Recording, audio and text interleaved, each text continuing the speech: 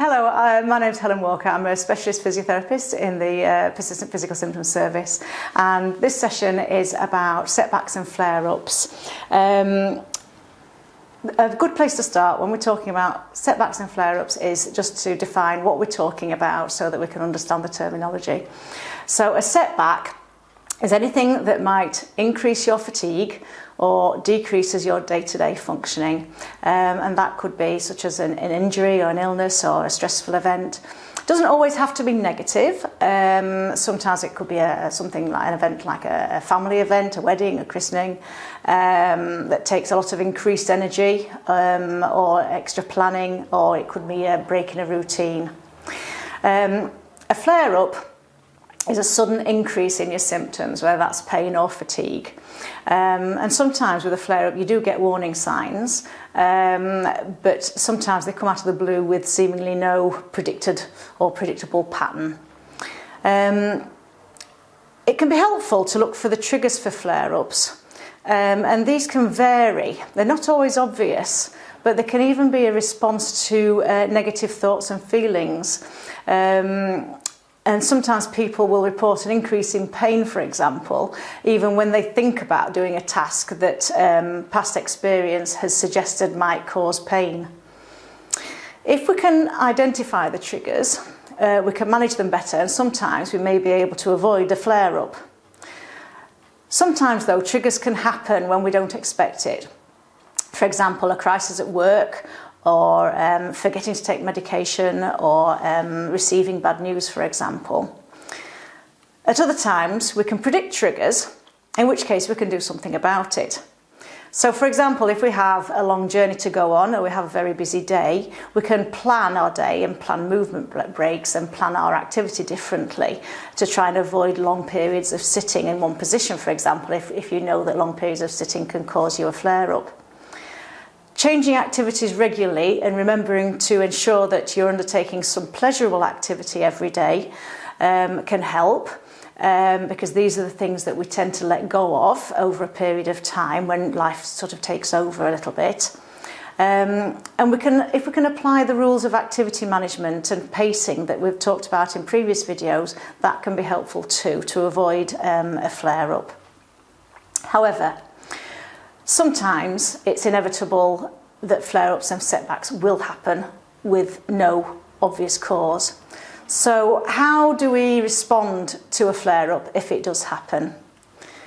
So if we do experience an increase in pain, it can be quite easy to fall into the trap of thinking I'm back to square one. And that can have a really dampening effect on your mood.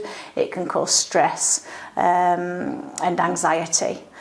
But however, if you've been continuing to pace activity and you've been following the strategies that we've talked about in these sessions, and you've avoided deconditioning of which is that weakening and of the muscles and the stiffness of the joints that comes along with a lack of activity or reduced movement, it's rarely the case that you're right back to square one, because you would have avoided that through management of your symptoms. So it's important to understand that flare-ups and setbacks are a normal part of a persistent problem, and they're quite inevitable. However, how we approach them and how we think about them can help us to manage them better. So some people find that it's helpful to have a setback plan. So we can make a list of potential things that might cause a flare-up, such as upcoming events and specific stressors that we recognise might come into our lives. We can consider what your early warning signs are. So this could be, for example, an increase in irritability, or a change in your sleep pattern, or a drop in your mood. And it's just a case of being aware of those changes and noticing that they're there. It can help to make a list of what might help. For example, more rest, change in activity, reduced activity, spending some more time on some pleasurable activities, because over a period of time we can easily lose sight of those small things that add quality to our life, and that's one of those things that happens when we have persistent symptoms. We tend to give focus to those things that we have to do and feel that we should do, and we lose sight of the things that we actually want to do and that adds quality and is important to us in that way. And then you might plan for how you might start to get back on track after a flare-up. So it's about understanding that a flare-up is just that. It is a time-limited period and it will come to an end and you will start to feel better. So if we think about how might you start to increase your activity again, how are you going to pace up again? Because you won't be able to pick up, if you've had a period of time where your activity has been reduced, you won't be able to just pick up where you left off. You may have to pace back up again. So might it be helpful, for example, to concentrate on mindfulness, mindful movement, if that has been lost along the way. So if you do get a flare-up, and we accept that flare-ups will happen along the way, it may help to keep calm in that knowledge that this is a setback and things will improve. And think about what you are feeling and analyse what you're feeling there. So is this the same pain that you've had before? Is it a different pain? Is it a new pain? Is it something else that needs investigating, or is it a continuation of your previous symptoms?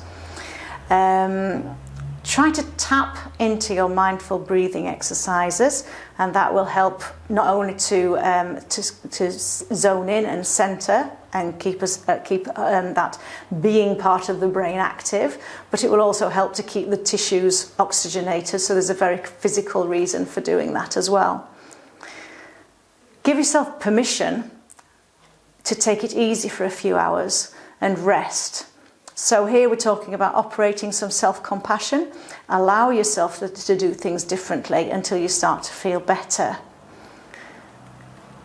You could try to modify your activities.